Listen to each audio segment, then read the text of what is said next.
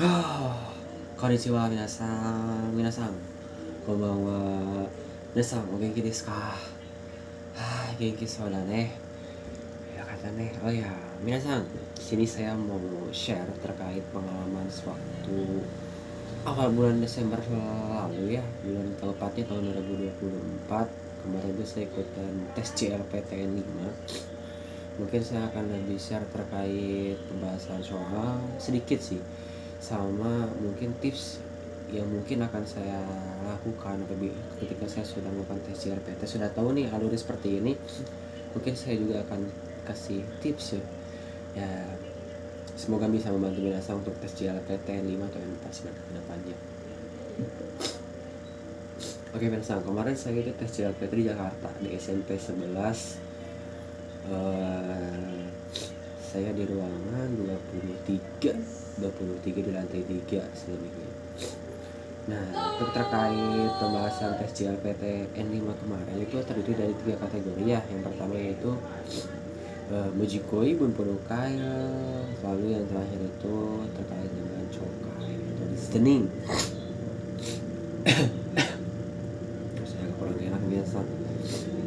Nah, untuk yang terkait pertama itu ada tentang Mujigoi. Mujigoi itu salah satunya yang mungkin agak bukan agak sih, yang saya suka ya terkait itu adalah terkait dengan kanji. Dimana Mujigoi itu ada mondai terkait dengan kemampuan kita menghafal huruf kanji. Sebenarnya ini di dalam flashcard ini ada 100 berapa ya, 115 atau 120-an kalau kurang lebih. Ini saya baru menghafal sekitar setengahnya lah, dan alhamdulillah waktu kemarin di JLPTN ini ada beberapa yang keluar seperti Kaisha, lalu ada bahasa Togo, Honggo, terus ada juga terkait dengan Doyobi itu terkanji hari, dan mungkin masih banyak juga. Ada beberapa yang keluar dari sini. Jadi untuk minasang tes JLPTN 5 ini rekomendasi nih buat belajar kanji by lewat flashcard seperti ini. Nah, sebetulnya di tes Mojigoi ini ada salah satu kanji yang mungkin sebenarnya saya tahu, tapi gimana, bukan tahu sih, saya udah pernah belajar tapi ada lupa, tertukar dengan kanji yang lain seperti kanji Doyobi. Saya malah kanji Doyobi itu milih kanji yang Kayobi yang bentukannya kayak api gitu. Nah itu mungkin saya kurang teliti juga, dan sebetulnya seru juga sih untuk tes JLPT ini.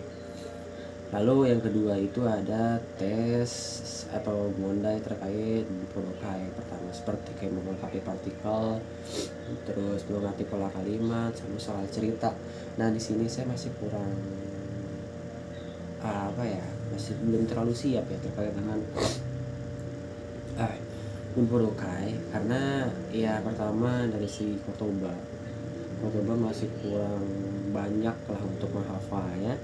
Jadi kadang tersendat-sendat dalam mengartikan sebuah kalimat untuk khususnya soal cerita. Tapi dari sini mungkin kurang lebih saya yakini sekitar 60% lah ya dari mondai Bunpodokai. Ya sebetulnya kalau terkait ini mondai yang ini kuncinya satu minasang, yaitu perbanyak kotoba dan sering-seringlah bikin kalimat, karena di situ kan ada terkait mondai partikel juga ya. Oh ya, terkait yang Mojigoi, minasang bisa lebih fokus untuk menghafal kanji, karena di soal itu ada dari kanji rubah ke hiragana atau hiragana, ada juga yang dari hiragana merubah ke huruf kanji.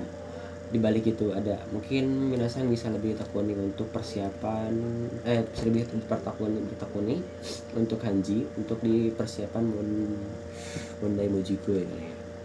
Nah untuk yang terakhir ini sedikit unik ya, Chokai yang saya kira itu akan mudah ya. Mudah itu dalam arti kita hanya mengikuti alurnya itu seperti apa. Tapi untuk Chokai kali ini itu mungkin agak sedikit membingungin sih minasan. tempo emang standar lambat seperti yang biasa kita latihan juga, atau saya latihan. Tapi ini maknanya agak sedikit membingungin. Contoh seperti uh, uh, siswa pergi ke sekolah menggunakan batik Senin, Selasa, dan Rabu. Terus menggunakan seragam biasa Kamis, Jumat, Sabtu. Dan minggu libur lah. Terus apa ya? Bukan itu binasang. Gimana ya? Aduh, saya sudah sedikit lupa sih. Pokoknya untuk yang coka ini emang harus benar mengasah konsentrasi juga sih. Gimana sebetulnya emang mengikuti alurnya. Jawabannya juga sudah ada di cokai tersebut atau terkait kaiwa tersebut, tapi ya agak sedikit ngebingungin lah intinya mah. Kalau benar-benar binasang belum memahami konteks bicara tersebut. Terus ada yang juga bilang, panitianya sih kemarin tuh bilang, pahami dulu konteks kaiwanya baru jawabannya. Emang betul, kita harus memahami dulu konteks kaiwanya itu seperti apa yang dibahas, baru kita akan tahu terkait jawabannya.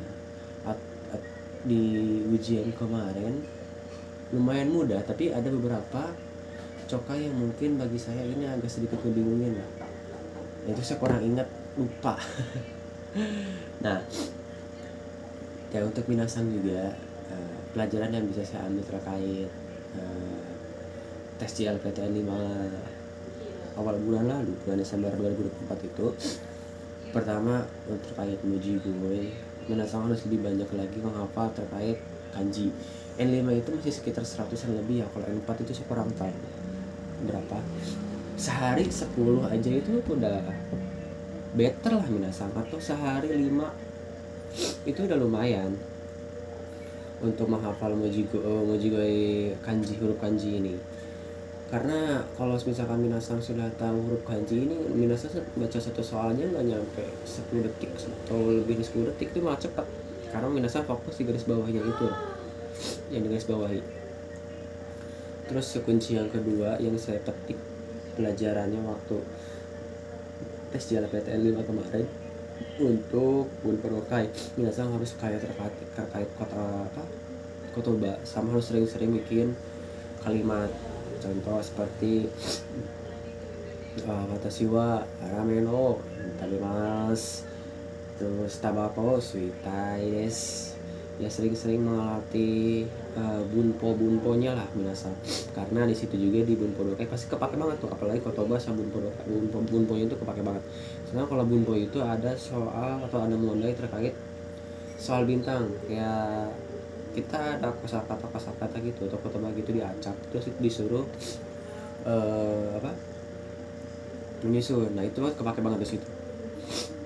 Terus terkait yang cokai, sebetulnya kotoba itu penting juga, tapi yang tak kalah pentingnya juga biasanya harus sering-sering mendengarkan kaiwa bahasa Jepang atau anime atau film-film terkait Jepang, karena biar si telinga minasang itu lebih terbiasa untuk mendengarkan bahasa Jepang.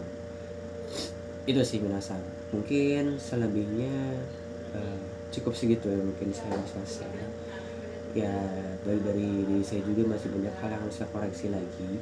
Nanti next kedepannya saya akan perbaiki untuk tes JLPTN 4 atau mungkin yang 5 yang mungkin saya bisa mengulang kembali. Tapi insya Allah kalau ini estimasi 70% saya yakin bisa lulus. Oke? Kecuali Bunporokai.